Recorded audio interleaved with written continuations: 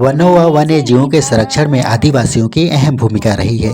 फिर भी कई क्षेत्रों में प्रथा या परंपरा के नाम पर सामूहिक शिकार का वे आज तक परित्याग नहीं कर पाए हैं। शिकार के बारे में इसलिए बात कर रहा हूँ क्योंकि आज का हमारी टॉपिक फागुन त्योहार पर है और यह वह समय है जब लोग जंगल में सेंद्रा खेलते हैं, यानी जानवरों का शिकार करते हैं। इस बारे में पूछा गया तो जनजाति समाज के लोगों का कहना है कि पूर्वजों के जमाने में जंगली जानवर उनके बस्ती में घुसकर लोगों को नुकसान पहुंचाते थे और खेत खलिहानों के फसलों को खाकर नष्ट कर देते थे। इसलिए गांव वाले पारंपरिक हथियार के साथ झुंड बनाकर सिंदरा खेलते थे, यानी जानवरों को भगाते थे और शिकार भी करते थे। वर्षों पूर्व शुरू हुई इस परंपरा का कहीं कहीं पर आज भी पालन हो रहा है।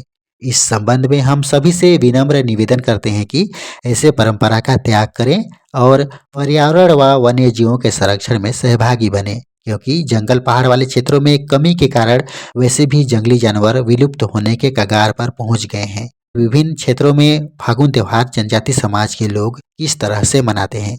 वीडियो की शुरुआत सेंद्रा पर्व की जानकारी से हुई, इसलिए पहले जानते हैं झारखंड में जनजाति समाज के लोग कैसे मनाते हैं फग्गू त्योहार।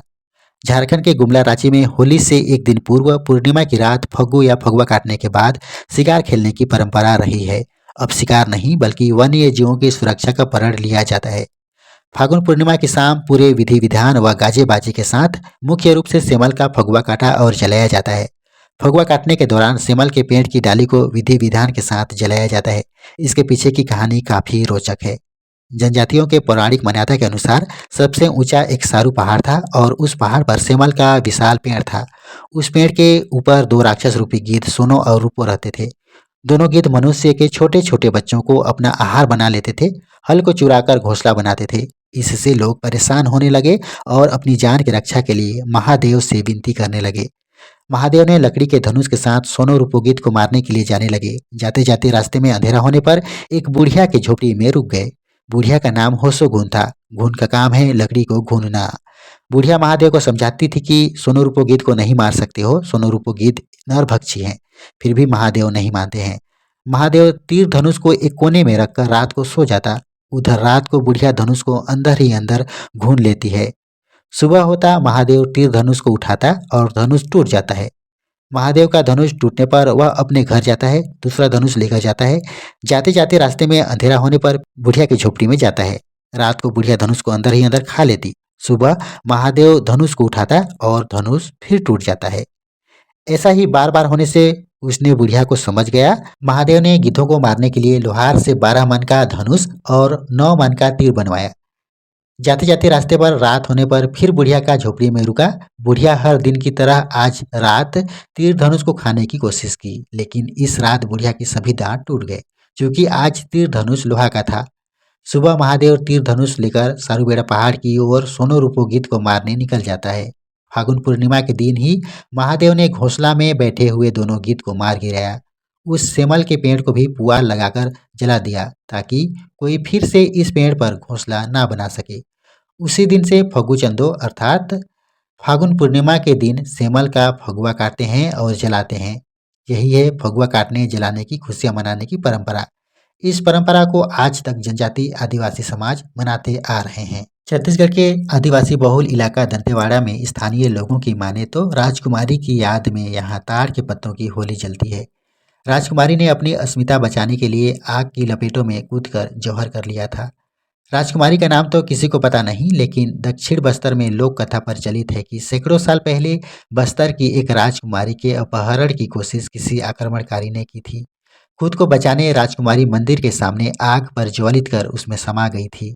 इस घटना की याद में तत्कालीन राजाओं ने राजकुमारी की एक प्रतिमा स्थापित कराई, जिसे लोग सती शिला कहते हैं। इस प्रतिमा के साथ एक पुरुष की भी प्रतिमा है। लोक मान्यता है कि यह उस राजकुमार की प्रतिमा है जिसके साथ राजकुमारी का विवाह होने वाला था। राजकुमारी की याद में जलाई गई राख और दंतेश्वरी मंदिर की मिट्टी से रंगोत्सव मनाते हैं। झारखंड के धनबाद में संथाल समुदाय के लोग फगु त्योहार में पारंपरिक रीति रिवाजों के साथ पानी से खेलकर होली का आनंद लेते हैं, जिसे बाहा पर्व कहते हैं।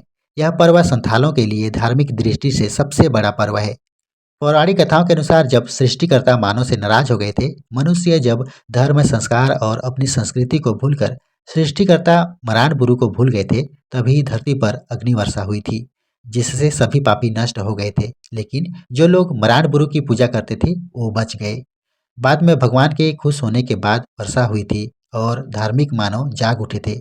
इसलिए तभी से संथाल समाज के लोग महापर्व में पानी की होली खेलते हैं और पारंपरिक गीतों और नृत्य के साथ होली का आनंद लेते हैं।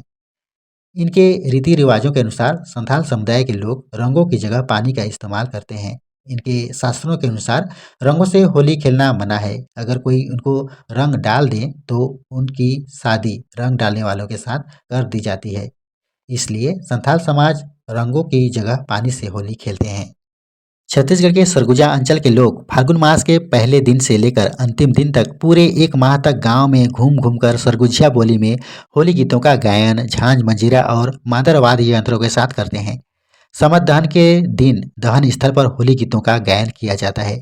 होली के एक दिन पूर्व समत भरा जाता है। इसके लिए गांव के बाहर एक स्थल का चयन किया जाता है। इस स्थल पर गाय के गोबर से पुताई कर सेमल वृक्ष की डाली को काट कर गाड़ा जाता है। इसके बाद गांव के सभी लोग मिलकर उसके चारों तरफ लकड़ियां इकट्ठा करते हैं। सेमल वृक्ष की डाली को गांव का कोटवार जंगल से काट कर लाता है।